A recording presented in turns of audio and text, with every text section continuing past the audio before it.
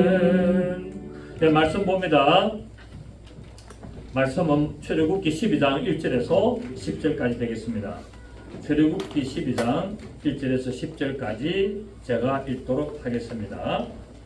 여호와께서 애굽 땅에서 모세와 아론에게 일러 말씀하시되 이 달을 너에게 달의 시작 곧 해의 첫 달이 되게 하고 너희는 이스라엘 온 회중에 말하여 이르라. 이 달 열흘에 너희 각자가 어린 양을 취할지니 각 가족대로 그 식구를 위하여 어린 양을 취하되 그 어린 양에 대하여 식구가 너무 적으면 그 집의 이웃과 함께 사람 수를 따라서 하나를 취하며 각 사람이 먹을 수 있는 분량에 따라서 너희 어린 양을 계산할 것이며 너희 어린 양은 험없고 1년 된 수컷으로 하되 양이나 염소 중에서 취하고 이 달 열날까지 간직하였다가 해질 때에 이스라엘 회중이 그 양을 잡고 그 피를 양을 먹을 집 좌우 문술주와 임방에 바르고 그 밤에 그 고기를 불에 구워 무교병과 선나물과 아울러 먹되 날것으로나 물에 삶아서 먹지 말고 머리와 다리와 내장을 다 불에 구워 먹고 아침까지 남겨두지 말고 아침까지 남은 것은 곧 불사르라. 아멘. 예, 계속 6월절에 어린 양 예수에 대해서 지금 시리즈로 하고 있습니다. 자, 어린 양을 잡아야 되는데 어린 양을 잡는데도 어떻게 잡아야 되느냐면 어떤 종류를 잡아야 되냐면 첫째로 뭐가 없어야 된다? 험이 없어야 된다. 왜냐하면 험이 있는 양은 대속을 할 수가 없기 때문에 그렇습니다. 결국 이 말은 뭐냐면 험 없는 어린 양 대신에 예수 그리스도께서는 죄를 알지도 못하시고 죄를 짓지도 않으시다. 그래서 사람이 사람을 대신하여 죽으면 죄가 용서가 되는 것이 아니고 험 없으신 하나님이신 그 예수께서 우리를 위하여 죽으셔야만이 그 피가 우리의 죄를 용서하셨다는 것을 상징을 하고 예표를 하고 비유를 하고 있다는 것을 말씀을 드렸습니다. 그렇습니다. 오직 예수 그리스도만이 죄가 없으신 분이십니다. 이 예수께서 인류의 모든 죄를 담당하시고 십자가에서 죽으심으로 말미암아 우리의 죄를 용서하셨고 또 앞으로도 용서하시고 또 대속을 하셨습니다. 이러한 어린 양은 우리가 아담이 선악을 알게 나무새끼를 열갈 실과를 따먹고 나니까 어린 양이 오신 것이 아니고 이미 창세전에 모든 만물을 만들기 전에 하나님이 스스로 홀로 계실 그때 삼위 하나님으로 계실 때 그때 이미 어린 양 되시는 예수 그리스도가 십자가에서 죽으시도록 그렇게 예정되어 있었습니다. 이게 하나님의 예정입니다. 예수 믿을 사람 안 믿을 사람을 정한 것이 하나님의 예정이 아니라 하나님이 영원 전부터 스스로 그분이 존재하실 때 삼위 하나님으로 계셨는데 그 중에 우리 중 하나같이 선악을 아는 일에 우리 중 하나같이 되었다라는 말처럼 하나님은 영원 전부터 그렇게 반드시 십자가에서 피를 흘려 죽으시도록 존재하셨다는 사실입니다. 그러니까 아담이 선악을 알게 나무씨가 열매를 따먹기 때문에 오신 것이 아니고 이미 창세전에 그렇게 오시도록 예정되어 있다는 게 이게 하나님의 예정이거든요. 이게 성경이 여러 구절에 이야기하고 있는데 지난 시간에 우리 한 두 구절을 봤습니다만은 오늘 고린도 베드로전서 1장 한번 봅니다. 베드로전서 1장 베드로전서 1장을 한번 봅니다.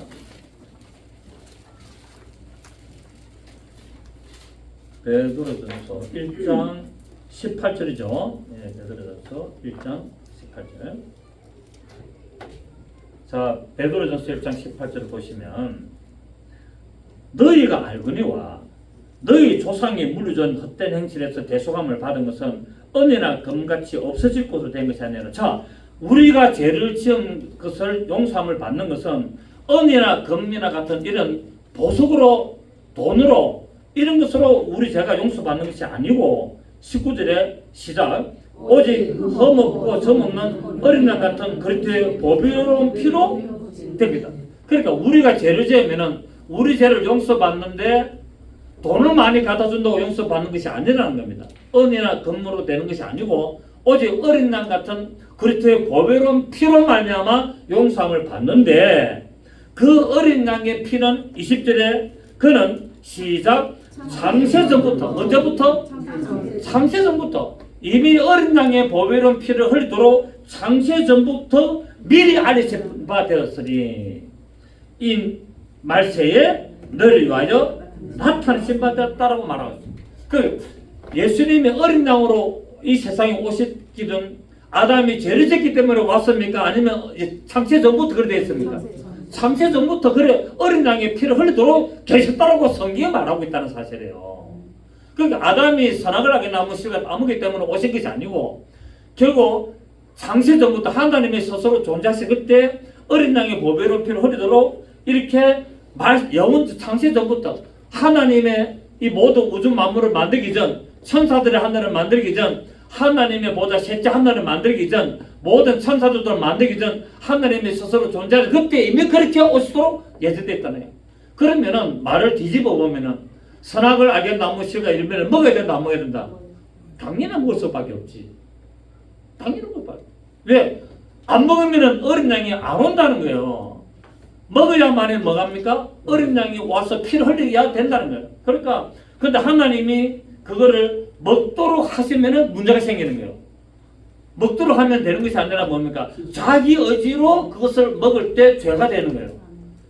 하나님이 먹도록 했다면은 하나님이 불의하시는 하나님이다. 그러면 하나님 막아서 하나님 왜 이것을 나로 하여금 먹도록 해서 내가 죄인이 되도록 만들었습니까? 항의하면은 하나님은 공의 하나님이기 때문에 하나님이 어떻게 되냐? 불법이 되는 거예요. 그래서 하나님은 우리에게 자유 의지를 주어서 내 의지로 말미암아 선택할 수 있는 권한을 주신 겁니다. 먹을 권한도 주셨고 안 먹을 권한도 주신 거예요. 그 하나님이 이제 이사야서 14장에 이 천사장에 대한 이야기, 두루왕에 대한 이야기, 에스겔서 28장에 가는 이야기들 이런 것들을 다 이야기를 하고 있습니다. 자, 그래서 우리는 이런 것들을 성경을 통하여 알 수 있는데 고린도전서 2장 한번 봅니다. 고린도전서 2장을 한 번 더 보겠습니다. 고린도전서 2장 7절. 고린도전서 2장 7절을 보시면 오직 엄밀한 가운데 있는 하나님의 죄는 하나님의 죄는 어디에 있다? 엄밀한 가운데 있다는 거예요. 그 사람은 하나님의 죄를 안 모른다. 우리가 볼 때는 말도 안 되는 걸 있는데 그건 하나님이 뭐라고요? 죄라는 거예요. 왜? 하나님이 우리가 볼 때는 말도 안 되는 그 일을 하셔서 하나님의 뜻을 이루시는 거예요. 자, 우리가 볼 때는 하나님이 이 세상에 와서 십자가 죽으면 됩니까? 안 됩니까? 우리 인간의 생각으로 그러면 그건 하나님 아니라 하나님은 뭡니까? 폼 딱 잡고 딱 천사들 대동해가지고 불칼을 딱 가지고 와가지고 짜자잔 하고 나타나가지고 나를 믿어라 이렇게 해가 하나님인데 하나님이 허묻고 볼품없고 사람들이 허무할 마음도 없는 참 그런 별 볼일 없는 모습으로 와가지고 나약하게 십자가에서 죽어서 우리를 구원하는 것이 우리의 죄로는 도저히 이해할 수 없으나 그건 하나님의 죄였다는 것을 말하고 있어요. 만약에 하나님이 짜자장 해가 나타났다면 아무도 하나님을 죽입니까 안 죽입니까? 못 죽이지. 안 죽이는 게 아니라 하나님이 불칼을 들고 천사들하고 그냥 말을 타고 와가지고 휘젓고 다니는데 누가 하나님을 죽일 겁니까? 못 죽여요. 그래도 하나님은 가장 비참한 인간의 모습으로 별 볼륨으로 목수의 아들로 이렇게 와서 살다가 내가 하나님의 아들이니까 야이 건방진 놈아 네가 무슨 하나님의 아들이야? 네 족보가 뭐야? 네 출신 어디야? 너 어느 대학교 나왔어? 너 박사학위 있어? 이렇게 나가지고 건방지다고 죽이는 겁니다. 이게 하나님의 뭐라고요? 죄라는 거야. 그래서 하나님의 죄는 엄밀한 가운데 감춰주겠는 거예요. 자 보세요. 계속 오직 엄밀한 가운데 있는 하나님의 죄를 말한 것으로 곧 감춰졌던 것인데 그 하나님의 죄는 아무도 안다 모른다. 하나님의 죄는 이 세상의 죄로나 도저히 알 수 없다. 감춰졌던 것인데 하나님이 우리의 영광을 위하여 언제? 만세전에 정했다. 자 다시 보세요. 하나님이 우리의 영광을 위하여 만세전에 어떻게 정했다? 미리 정했다는 거예요. 그러니까 하나님이 스스로 계실 때 만세전에 어린 양의 보배로운 피를 흘려서 죽도록 미리 정해놨다는 거예요.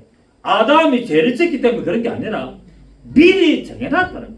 아멘. 미리 정해놨다. 자 그런데 8절에 이 죄가 뭡니까? 어린 양이 와서 피를 흘려 죽어서 사람을 구원하는 그 죄는 이 세대의 통치자들이 한 사람도 알지 못하였나니 만일 알았더라면은 영광의 주를 십자가에 못 박지 아니하였으리라. 만약에 하나님이 사람으로 나타나 가지고 십자가에서 피를 흘려 말미암아 우리를 구원한다는 것을 만약에 알았더라면은, 통치자들이 알았더라면은 죽인다 안 죽인다? 안 죽인다. 왜? 마귀가 못 죽이도록 하는 거예요. 왜? 그러니까 죽이면은 마귀 권세가 깨지기 때문에 마귀는 절대로 못 죽이도록 해방을 할 거다는 거예요. 그래서 하나님은 이거를 다 막아내셔서 마귀가 해방하지 못하도록 이것을 하나님이 지혜를 숨겨놨다고 말하는데, 9절에 기록된 바 하나님이 자기를 사랑하는 자들을 위하여 예비하신 모든 것은 눈으로 보지 못하고 귀로 듣지 못하고 사람의 마음으로 생각하지도 못, 사람은 꿈도 못 꾸도록 만들어놨다는 거예요. 하나님의 죄를 한과 같은 내라 오직 하나님이 성령으로 이것을 우리에게 보이셨으니 성령은 모든 것 곧 하나님의 깊은 것까지도 통달하시느니라. 사람의 이 속에 있는 영 외에 누가 알리오? 이와 같이 하나님의 일도 하나님의 영 외에는 알 수가 없다. 그러니까 하나님의 죄는 하나님의 영, 성령 아니고는 이것을 알 수 있다 없다? 아무도 모른다는 거예요. 아무도 이것을 모른다라고 말하고 있습니다. 그래서 이것을 만세전에 정해놨는데 이것을 알지 못하면은 예수 그리스도의 십자가 죽으심을 세상 사람들이 이해할 수 없다는 거예요. 지금도 우리가 전도를 하든지 이야기를 보면은, 아니 하나님, 예수님이 하나님이랑 하면서 왜 그분이 십자가에서 죽어야 됐어요? 라고 묻습니까 안 묻습니까? 많이 묻고 저도 그렇게 생각했고 저도 그렇게 물어봤다니까. 하나님이면은 안 죽어야지. 왜 하나님이 죽어? 십자가에서 죽어? 그거를 왜 믿어? 참 이상하네. 이해가 안 되네. 라고 생각을 했다는 거예요. 그런데 성경은 알고 보니까 이미 하나님이 만세전에, 창세전에, 영원전부터 하나님의 스스로 계실 때 이미 사람들이 아무도 모르도록 그렇게 정해놨다. 이게 뭐라냐? 하나님의 죄요. 이것을 갖다가 성령 외에는 아무도 알지 못하기 때문에 성령의 인침이 있는 자만이 비로소 알게 되는 거예요. 아멘. 성령이 임하셔야만이 비로소 이 사건을 어떻게 된다? 알게 된다고 말하고 있습니다. 자, 우리 로마서 한번 봅니다. 로마서 16장 25절. 로마서 16장 25절. 로마서 16장 25절. 시작. 나의 복음과 예수 그리스도를 전파함은 영세 전부터 감추어졌다가 이제는 나타나신 바 되었으며 영원하신 하나님의 명을 따라 선자들의 글로 말미암아 모든 민족이 믿어 순종하게 하시려고 알게 하신 바 그 신비의 계시를 따라된 것이니 이 복음으로 너희를 경고하게 하실 지혜로우신 하나님께 예수 그리스도로 말미암아 영광의 세세 무궁하도록 있을지어다. 자, 이 복음은 언제부터 있었다? 영세전부터. 영세전이라는 말은 뭡니까? 이 모든 만물을 만들기 전, 하늘들의 하늘을 만들기 전, 영원전 하나님의 스스로 존재하실 때 그때부터 뭐가 있었다? 복음이 있었다는 거예요. 복음이 언제부터 있었다? 영세전부터. 그럼 복음이 뭡니까? 복음을 여러분 뭐라 하세요? 보통 우리가 복음이 뭡니까? 라고 물어보면 기쁜 소식, 굿뉴스, 좋은 소식이라는데 로마서 1장 26절에서는 복음의 정의를 내립니다. 모든 자를 구원하시는 하나님의 능력이다. 자, 로마서 1장 26절 보십시오.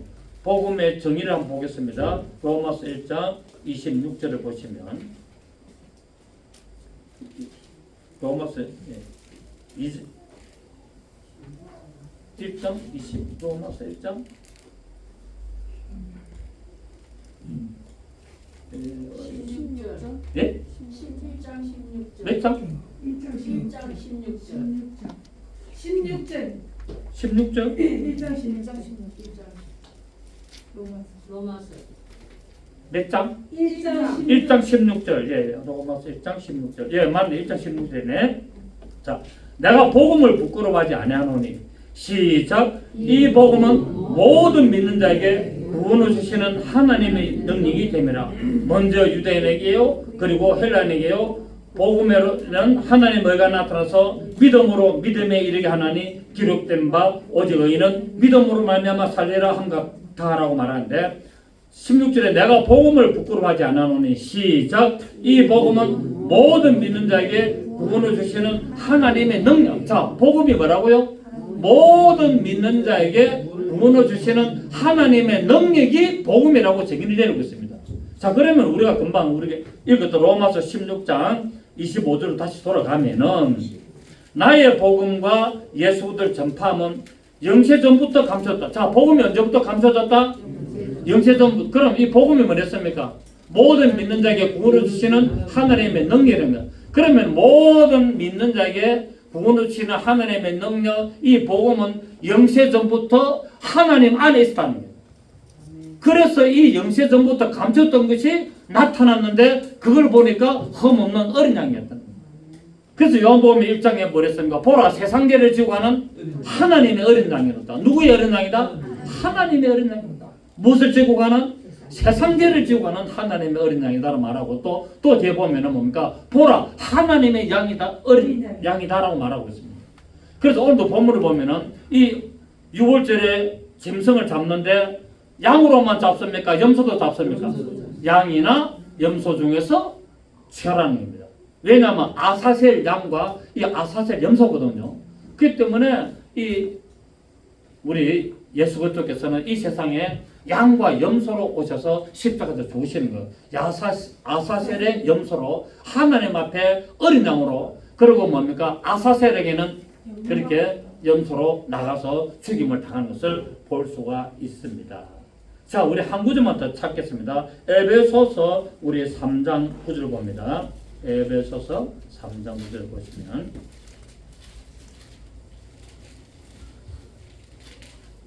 에베소서 3장 9절을 보시면 312페이지입니다. 영원부터 만물을 창조하신 하나님 속에 감췄던 이 비밀의 경륜이 어떤 것을 드러내기. 자, 영원 전부터 만물을 창조하신 하나님의 안에는 뭐가 있다고요? 비밀이 있다는 비밀. 이 하나님 안에는 감췄던 비밀이 경륜이 어떤 것을 나타내는데 이것은 이제 교회로 말미암아 하늘에 있는 통치자들과 권세들에게 하나님의 각종 죄를 알게 하라 하심이니 곧 시작 영원부터 우리 주 예수 그리스도 안에서 예정하신 뜻대로 하신 것이라. 자, 예수님이 이 세상에 오셔서 죽으시고 부활하시고 하신 것은 언제부터? 영원부터 우리 주 예수 그리스도 안에서 어떻게 됐다고요? 예정이 됐다는 거예요. 어린 양의 보배로운 피를 흘리도록 뭐에 되었다? 예정이 됐다는 거예요. 예정. 이것이 뭡니까?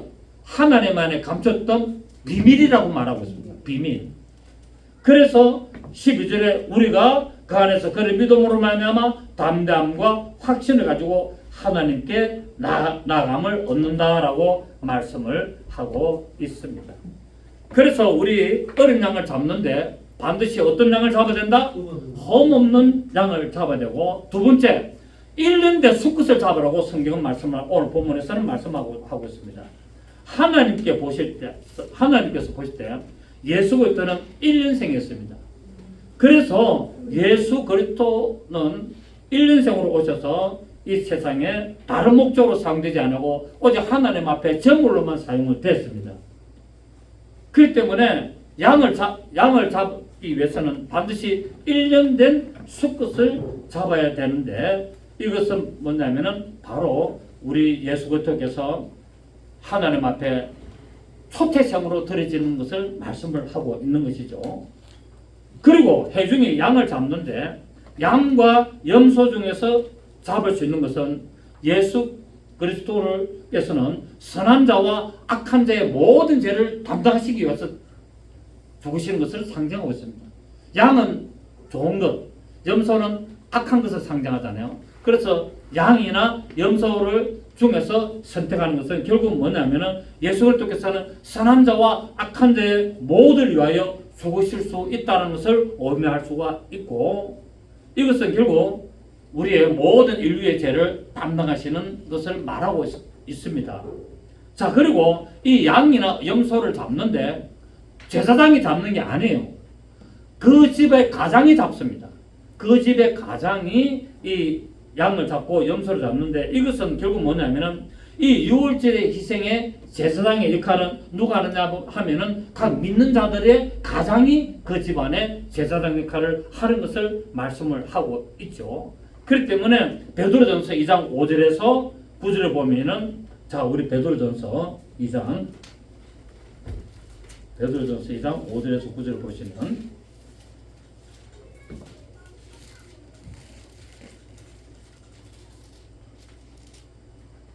베드로전서 2장 5절에서 9절 너희도 산돌같이 신령한 적으로 세워지고 예수 그리스도로 말미암아 하나님이 기쁘시게 받으실 신령한 제사를 드릴 거룩한 제사장이 되라. 자 지금 이 베드로가 베드로전서를 쓰면서 지금 목사들한테만 씁니까? 교인들한테 쓴 겁니까? 예, 이 편지를 누구한테 썼습니까? 교인들한테 썼잖아요. 그 교인들 보고 뭐라 그럽니까? 너희가 뭐가 되라? 제사장이 되라 그러는 거예요. 그래서 오늘날 목사가 제사장입니까? 예수 그리스도 믿는 모든 자들 다 제사장입니까? 모든 믿는 자 다 제사장이에요. 근데 이제 구약의 율법에 의지해 가지고 이제 제사장이 구분됐다 해가지고 목사가 제사장이라는데 그렇지 않습니다. 예수 그리스도를 믿는 모든 자가 다 제사장이에요. 그 성경이 그랬잖아요. 저 5절에 보면 너희도 예수 그리스도를 믿는 너희도 산돌같이 신령한 적으로 세워지고 예수 그리스도로 말미암아 하나님이 기쁘시게 받으실 신령한 제사를 드릴 거룩한 제사장이 되라라고 말하고 있습니다. 아멘. 자 여러분도 그럼 누구시라고요? 여러분 임제사장, 조제사장, 뭐 김제사장, 박제사장 다 제사장이라. 그러면서 6절에 뭐랬습니까? 성경에 기록됐을 때 보라 내가 택한 보배로운 모퉁이 돌을 세우는 떠나니 그를 믿는 자는 부끄러움을 당하지 아니하리라 라고 말씀을 하고 있습니다. 그렇기 때문에 결국 뭐냐면 우리 모두 다 뭡니까? 다 예수 그리스도의 보배로운 피를 받은 자는 뭐가 될 수 있다? 제사장이 될 수 있다는 거예요. 그래서 오늘 우리 본문의 출애굽기에 이제 출애굽할 때 유월절에 양을 잡고 염소를 잡는 데는 제사장이 잡는 것이 별도의 제사장이 다 잡아주는 것이 아니라 그 집의 가장이 다 잡음으로 말미암아 그 모두 다 제사장 역할을 하는 것을 알 수가 있습니다. 그리고 이 유월절에 이제 양을 잡았으면 이 고기를 먹어야 되는데 이 고기를 어떻게 먹냐면은 밤에 불에 구워 먹으라고 말하고 있습니다. 절대로 날로 먹지 마라. 날로 먹지 말고 그 다음에 뭡니까? 삶아서도 먹지 말고 반드시 이 양과 염소를 잡았으면 이 고기를 어떻게 먹어라? 구워 먹어라. 아무리 급하더라도 육회 먹지 마라. 육회 먹지 말고 아무리 입맛이 안 맞아도 삶아서 먹지 마라. 여러분 고기는 어떻게 먹어야 가장 맛있습니까? 구워 먹는 게 제일 맛있습니다, 여러분. 고기는 숯불에 딱 구워 먹어야 아주 맛있어요. 조금 몸에는 안 들 줄 몰라도. 뭐 어학기나 이럴 때는 뭐 삶아서 기름 쫙 빼가 먹으라는데 고기는 구워 먹는 게 제일 맛있습니다. 또 성질 급한 저 같은 경우는 또 생거 막 좋아하잖아요. 회 좋아하고 또 육회 좋아하는데 하나님은 반드시 날로 먹지 말고 불에 구워 먹으라고 말씀을 합니다. 이 이유가 있습니다. 자, 어린 양을 먹는 것은 예수 그리스도의 생명을 먹고 말씀을 먹는 것 상징하잖아요. 그죠? 어린 양을 먹는 것은 바로 예수 그리스도의 생명을 먹고 말씀을 먹는데 그거를 예수님이 오셔서 직접 말씀하셨어요. 요한복음 6장에서 말씀하신다. 한번 보겠습니다. 요한복음 6장에서 말씀을 하셨어요. 6장 54절을 보겠습니다. 6장 54절에 예수님께서 말씀하시기를 요한복음 6장 54절을 보겠습니다. 내 살을 먹고 내 피를 마시는 자는 영생을 가졌고 마지막 날에 내가 그를 다시 살리리니 내 살은 시작 참된 양식이요 내 피는 참된 음료. 자, 어린 양의 고기를 먹어야 뭐를 먹는다? 참된 양식을 먹는 거예요. 이게 이제 결국은 뭐가 되냐면 하나님의 말씀을 먹는 것으로 결국 기결이 되는 건데 내 살은 참된 양식. 그러니까 우리는 여러분 우리 육체는 뭐를 먹어야 됩니까? 육체는 흙에서 나온 것을 먹어야 되잖아요. 육에다가 막 그냥 육체에다가 책 한 권 말아 넣어주고 뭐 전집 버릴 테니까 전집 가마솥에 푹 삶아가지고 입에 넣어준다고 삽니까 못 삽니까? 추고요. 육체는 반드시 흙에서 나는 걸 먹어야 됩니다. 왜? 육체는 뭐로 만들어지기 때문에? 흙으로 만들어지기 때문에. 너는 흙이니 흙으로 돌아가라 라고 말한 것처럼 우리 육체는 흙으로 만들어지기 때문에 반드시 흙에서 나는 것을 먹어야 되는 거예요. 그래서 우리는 흙에서 나는 쌀, 밀, 고기 등등등등 모든 양식을 흙에서 나는 것을 먹어요. 자, 그런데 혈기성 나는 것을 먹으면 우리 육체는 건강하고 아주 좋아. 그 살아가는데 지장이 없어. 그런데 뭐가 됩니까? 무식해. 몰라. 세상 오직 먹는 데만 정신을 봐라. 짐승같이 돼지가 계속 먹는 데만 찾아다니는 것처럼. 그런데 우리에게 뭐를 있냐? 혼이 있다는 거야. 우리 인간에 뭐가 있다? 혼은 혼에다가 쌀 보리 스테이크 여주면 됩니까? 안 됩니까? 먹을 수도 없고 안 돼요. 혼에는 뭐를 여주게 되냐? 지식을 여주게 돼. 문화와 문명이 들어가야 돼. 그래서 우리 혼에는 뭡니까? 지식과 문화, 지식이기 때문에, 혼은 지식이기 때문에 문화와 문명. 그래서 책을 보고 또 어떤 컴퓨터가 새로 나오면은 업그레이드 된 거 나오면 또 그걸 배우고 또 스마트폰도 자꾸 이렇게 개량이 되면 그걸 다 배우고 나가야 돼. 앞으로 스마트폰 제대로 못 쓰면은 살아가기 힘듭니다. 모든 은행 업무도 스마트폰으로 다 하고, 모든 물건 주문도 다 하고, 모든 대화도 다 그냥 다 스마트폰으로 다 하거든요. 움직이는 컴퓨터 아닙니까? 그죠? 손 안에 들고 가는 컴퓨터거든요. 그 때문에 우리 혼을 위해서 뭘 해줘야 되냐? 반드시 문화와 문명을 받아들여야 된다. 그래야 뭐가 됩니까? 유식한 사람이 되고 혼이 즐거운 거예요. 그래서 책을 독서를 한다든지 어떤 영화를 본다든지 어떤 시를 감상한다든지 어떤 글을 보면 기쁩니까? 안 기쁩니까? 기쁘고 편안한 거예요. 그게 누가 편안하다? 내 혼이 편안한 거예요. 내 혼이 즐겁고 내 혼이 기쁘고 그런 거예요. 그런데 또 뭐가 있습니까? 우리 인간에게는 영이라는 존재가 있다. 영은 문화와 문명을 이어준다고 받아들입니까? 아니죠. 영에는 반드시 뭐가 돼야 됩니까? 하나님의 말씀이 되어야 됩니다. 영은 하나님의 말씀을 받아들이라고 하나님의 영의 존재를 고유한 기능으로 만들어낸 거예요. 그래서 우리 영이 즐거우려면 무엇을 읽어야 된다? 하나님의 말씀을 읽고 하나님의 말씀을 받아들고 그래서 하나님의 말씀을 깨달을 때 내 영이 어떻게 됩니까? 기뻐하고 즐거워하고 나가는 거예요. 그래서 결국 우리가 찬양 같은 거 보면 내 혼아 즐거워하라 하는데 그 혼은 영입니다. 영. 스피릿이라고 영을 말하고 있고 혼이란 말은 소울을 말하는데 이 번역을 좀 잡으니까 내 혼아 즐거워하는데 넓은 의미로는 혼도 되겠습니다만은 우리가 하나님을 찬양하고 하나님의 말씀을 듣고 기뻐하고 그런 삶이 살아나는 것은 내 영이 살아나는 거거든요. 내 영이 주를 찬양합니다. 아시죠? 그죠? 그래서 내 영이 하나님의 말씀을 받아들일 때 기뻐하고 즐거워하고 힘을 얻고 다시 용감하게 세상을 살아갈 수 있는 것을 말하고 있다는 사실입니다. 그래서 이제 고기를 밤에 구워 먹는 것은 결국 뭐냐면 예수 그리스도의 그 생명을 먹는 것이고 예수 그리스도의 말씀을 먹는 것이고 그러므로 말미암아 결국 내 영이 살아나는 것을 말하고 있다. 내가 이 세상에서 아무리 공부를 많이 한 그런 혼적으로 아주 뛰어난 그런 유식한 사람이 되고 육체미를 해가지고 헬스클럽을 다니면서 건강이 아무리 좋은 몸이 좋은 사람이라도 하나님의 말씀이 들어가지 않으면 그 사람은 죽은 사람입니다. 그 사람은 살았다 하나 죽은 사람입니다. 그게 뭡니까? 예수 그리스도를 믿음으로 말미암아 영이 살아나야 돼. 예수 그리스도를 믿음으로 말미암아 이렇게 감춰졌던 영이 살아나야 되는 거예요. 영이 죽었다고 해서 영이 소멸되어 있는 것이 아니라 영이 단절되어 있다는 겁니다. 사람의 육과 혼과 영, 이 육과 혼이라는 안에다가 딱 단절되어 있기 때문에 하나님의 말씀이 들어갈 수가 없었거든요. 그래서 예수 그리스도의 보배로운 피를 받아들이면 이 영이 살아나는 거예요. 그래서 이게 혼의 육과 혼이 단절되어 있는 것이 살아남으로 말미암아 하나님과 교통하는 기간이 되는 겁니다. 그래서 인생의 삶을 올바로 살아갈 수 있는 그런 기회가 되는 것이죠. 그렇습니다. 우리가 예수 그리스도의 생명을 먹을 수 있도록 십자가에서 죽으시고 살을 찢었습니다. 예수님께서 십자가 죽으실 때 옷을 입었습니까? 다 발가벗었습니까? 팬티 하나 거치지 않고 그때는 팬티도 없었죠. 그때는 속옷, 겉옷 이런 식으로 입었기 때문에 옷을 다 벗김을 받았습니다. 다 벗김을 받았기 때문에 예수님께서는 완전히 발가벗고 십자가 달기 때문에 그 예수님의 어머니와 이모와 여자들은 어디로 갔습니까? 다 저 멀리 뒤로 갔잖아요. 여인들 다 뒤로 간 이유가 거기에 있습니다.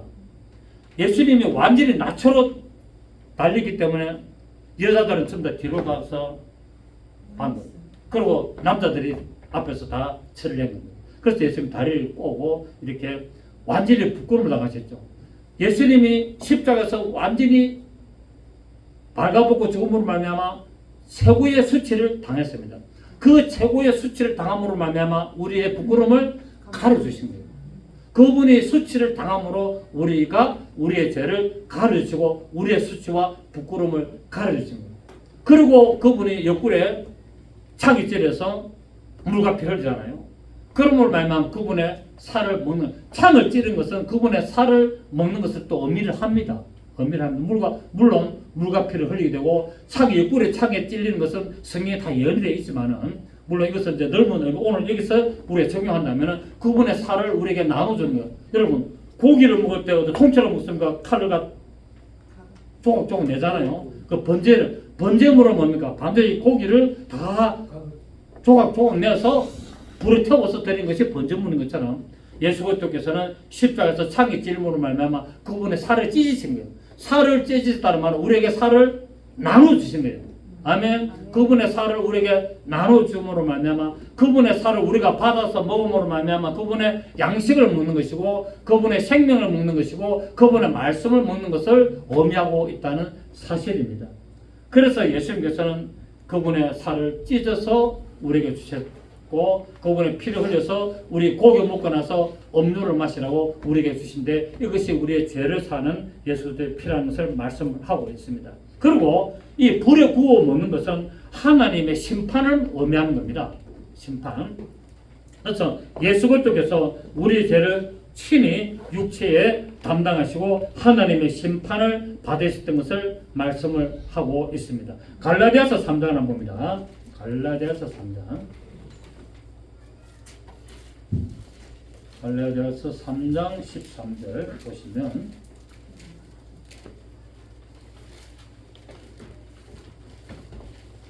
갈라디아서 3장 13절 305페이지입니다. 시작. 그리스도께서 우리를 위하여 저주를 받은 바 되사 율법의 저주에서 우리를 속량하셨으니 기록된 바 나무에 달린 자마다 저주 아래 있는 자라 하였습니다. 자, 예수님이 십자가에서 죽으신 것은 어떻게 죽으셨다? 저주를 받아 죽으셨어요. 그러니까 이때 로마 시대 때, 이 로마 시대 때는 최고의 악질 범죄자를 사형시킬 때 십자가의 형태를 딱 지도로 만드는 거예요. 모든 죄 중에서 가장 극악무도한 죄를 지은 자를 십자가에 딱 답니다. 그럼 결국은 예수님께서는 십자가 죽으실 때 어떻게 죽었다고요? 우리의 모든 죄를 다 담당하여서 가장 극악무도한 죄를 담당하시고 죽으신 거예요. 그래 이 세상에 어떤 죄라도 용서받지 못할 죄는 없다. 그분이 십자가에서 가장 극악무도한 죄를 다 담당하셨기 때문에 이 세상에 어떤 죄인이라도 어떤 죄를 져도 예수 앞에만 나오고 십자가 앞에 나와서 그분의 피를 받아들이면 용서받나 안 받나? 받는다는 것을 또 의미하고 있다는 사실입니다. 그래서 예수님은 우리를 위하여 저주를 받은 바 되었다. 그분은 죄를 알지도 못하고 죄를 짓도 아니하신 분이지만은 우리의 죄를 위하여서 그분이 저주를 받은 바 되사 그 육신에 우리의 죄를 담당하셨다고 말합니다. 자, 예수님은 육신에 우리의 죄를 담당했습니다. 만약에 그분의 영혼에 우리 죄를 담당하면은 예수님은 구원 못 받아요.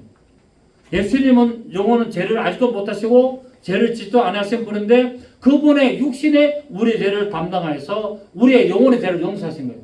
왜? 우리는 흙으로 짐을 받았고 예수님은 말씀이 육신이 되기 때문에. 아멘. 예수님은 육신이 뭐로 됐다?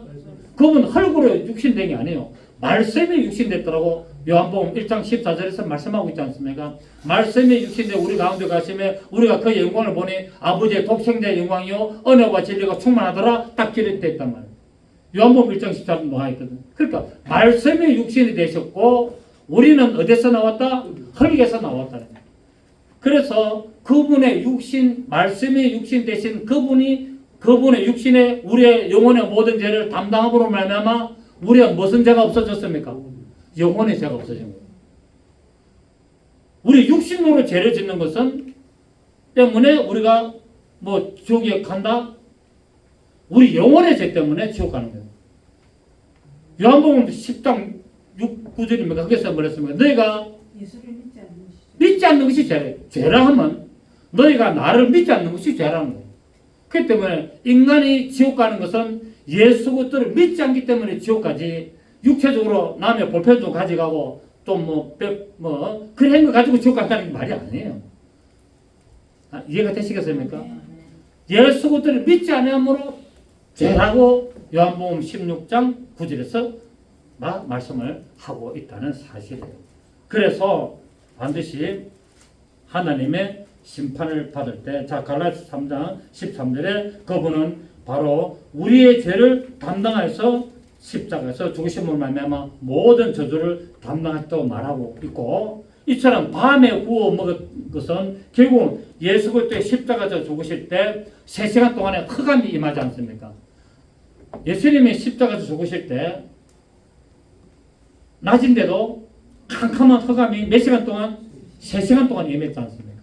결국 어린 양을 잡을 때 밤에 구워 먹는 것은 예수님이 십자가에서 우리에게 죄를 용서하시고 달려주시고 우리에게 양식으로 주시고 살을 찢으시는 그 기간 동안 뭐한다? 어두운 밤이 된다. 그 영적인 어둠이 올 것을 상징하고 있다.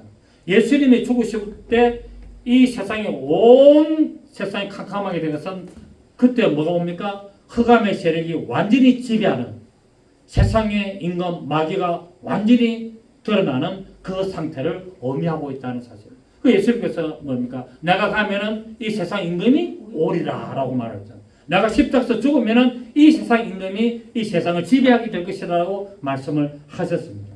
그리고 오늘 우리 본문에 다시 돌아가면은 12장 가면은 12장 46절을 한번 봅니다.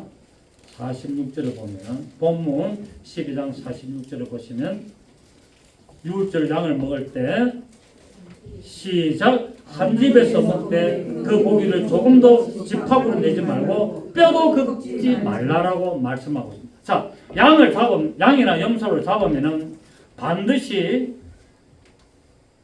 구워 먹어야 되는데 뼈를 꺾어가지고 먹지 말고 통째로 구워 먹어야 될 것을 또 이렇게 상징을 하고 있습니다.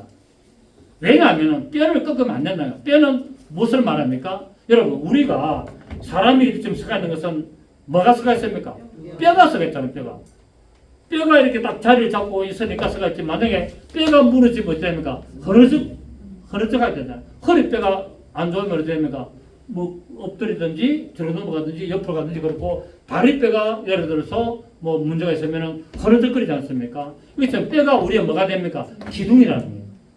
뼈가 기둥이기 때문에 성경에서는 뼈는 부활을 상징합니다. 뼈가 무엇을 상징한다? 부활을. 그래서 뼈가 부러지면 부활이 안 되는 거예요. 그래서 뼈를 꺾지 말라는 것은 부활을 하기 때문에 그렇다는 거예요. 이 어린 양은 반드시 죽되 뼈를 꺾지 말라는 것은 예수 그리스도가 십자가에서 죽되 뼈를 꺾지 말라는 거예요. 그래서 예수님이 십자가 죽으실 때 로마 군인이 와서 뼈를 꺾으려고 다리에 정강이 뼈를 꺾으려 했는데 이미 숨진 것을 보고 옆구리다가 창을 찌르서 죽이는 겁니다. 완전히 죽이는 겁니다. 만약에 예수님이 그때 숨이 안 나갔으면 어떻게 됩니까?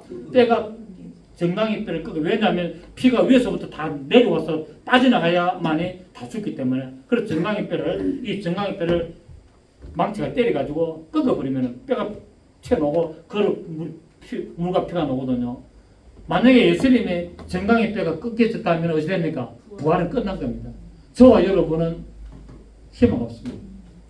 그래서 그분은 이미 미리 죽으셔서 뼈를 꺾지 않도록 시편에 기록된 대로 그분은 완전한 몸을 유지를 하셨죠.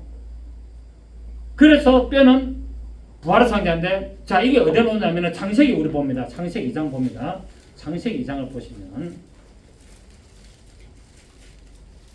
창세기 2장 22절을 보시겠습니다. 창세기 2장 22절에 여호와 하나님이 아담에게서 취하신 그 갈빗대로 여자를 만드시고 그를 아담에게로 이끌어 오시니 아담이 이르되 이는 내 뼈 중에 뼈요 살 중에 살이라. 이것을 남자에게서 취하신즉 여자라 부르리라 하니라. 자, 하나님이 아담을 만들고 아담이 혼자 있는 것이 보기 안 좋아서 그때 하나님이 아담의 뭐를 만들려고? 배필을 만들려고 했잖아요. 아담의 배필을 만들려고 했는데 딴 걸 가지고 만들려고 한 것이 아니고 아담의 몸에서 나오는 것으로 배필을 만들어야 되는 거예요. 자, 그래서 앞에 보면은 하나님이 아담을 만들고 나서 모든 짐승들을 아담 앞으로 다 데려옵니다. 그러니까 아담이 뭐라고 합니까? 소, 말, 호랑이, 사자, 낙타, 거북이, 도마뱀 이런 뭐 이름을 다 붙이잖아요. 이름을 붙여서 택하지 않습니다. 하나님이 어떻게 하시는가 보려고 아담 앞으로 모든 짐승들을 다 보냈는데 아담이 내 뼈 중에 뼈요 내 살 중에 살을 택하지 않고 다 짐승 이름을 붙이고 너는 내 안에 내 자격이 없다라고 한 겁니다. 그래서 하나님이 짐승을 아담 앞으로 보낸 것이 그 이름 지어주라고 보낸 것이 아니고 돕는 배필을 택할는가 안 택할는가를 보려고 보내주신 거예요. 근데 아담은 그 짐승들을 중에서 돕는 배필을 택하지 아니하기 때문에 하나님이 아담을 깊이 잠들게 하여서 깊이 잠들게 한다는 말이 뭡니까? 죽여서 그 옆구리에 찢어서 갈빗대 하나를 빼가지고 돕는 배필을 만드는데 하와였어. 결국 이것은 뭡니까? 아담은 누구를 말합니까? 예수 그리스도를 상징하잖아요. 그리고 그 예수 그리스도를 상징하는 아담의 옆구리를 찢어서 갈빗대를 뗀 것은 예수님이 십자가에서 죽으실 때 옆구리에 창이 찔린 것을 말한다는 거예요. 그리고 그게 물과 피가 나온 것이 결국 그분의 갈빗대를 떼서 뭐가 나왔습니까?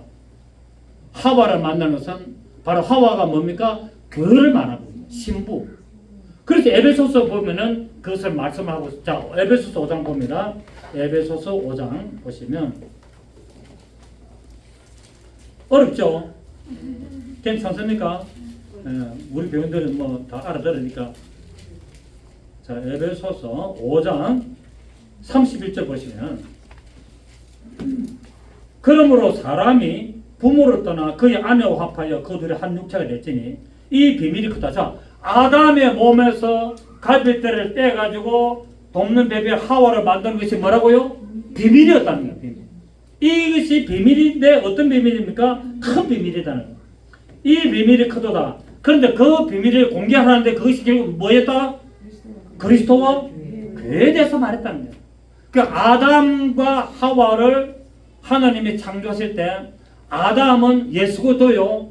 그 예수 그리스도의 십자가의 사건으로 옆구리에 창을 찔러서 그 갈빗대를 떼가지고 하와를 만든 것이 교회라는 걸 말하고 있다는 거예요.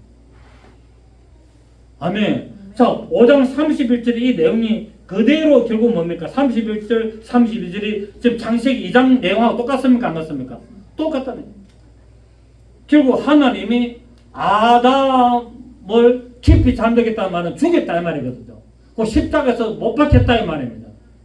그리고 그 아담의 갈빗대를 뗐다는 말은 갈비는 뭡니까? 부활 생명을 상징한다는 거예요. 그래 그분의 옆구리에서 뭐가 나와야 된다? 교회가 나와야 돼. 신부가 나와야 돼. 그래서 부부는 뭡니까? 두 몸입니까? 한 몸입니까? 우리가 물리적으로 보면은 부부가 두 사람 같지만은 영적으로 보면 부부는 하나라고 이야기하잖아. 인정하세요? 부부는 한 몸이다 아니다? 그래서 하나님이 뭡니까? 둘이 합하면서 나누지, 이면은 나누지 말라라는 거야. 이렇게 둘이 한 몸. 그래서 여자가 누구 잘 때 어디 타고 들어가랍니까? 남자 옆구리 이렇게 들어가잖아. 왜? 옆구리에서 나왔거든 영적으로. 여자가 누구 잘 때 어디에 베기를 좋아한다? 남자의 팔베기 하기 좋아하는 거야. 그래서 남자는 괴로워. 팔이 저려 아파. 아파. 근데 여자는 그것도 모르고 자꾸 그렇게 안겨서 딱 옆구리에 붙는 걸 좋아해. 왜? 지 고향이거든. 옆구리가 어디라고요? 지 고향이거든. 이게 뭡니까? 영적으로 여자는 다 어디서 나왔다? 남편의 옆구리에서 나왔기 때문에 하나님이 그 여자를 그 남편에다 다 찾아준 거야. 그래서 남편 미워하지 마세요. 다 찾아줬어요. 근사님 다 옆구리입니다. 그 본체를 따라가죠. 본체. 그래서 성경에는 하나님이 정해준 것을 임의로 나누지 말라 정해놨다. 믿으십니까? 아담의 죽음으로 말미암아 하와라는 생명이 나오고, 그래서 하와라는 이름의 뜻이 뭡니까? 생명. 하와라는 이름이 생명이라는 뜻이에요.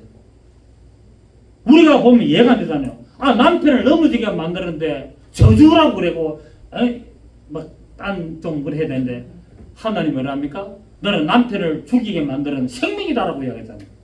결국 우리가 뭡니까? 우리 교회가, 우리 신부된 교회가 예수님을 십자가에 못 박혀 죽인 하와라. 그래서 우리는, 교회는 남자든 여자든 전부 다 뭡니까? 여성이에요. 여성. 여성 명사를 쓴다고.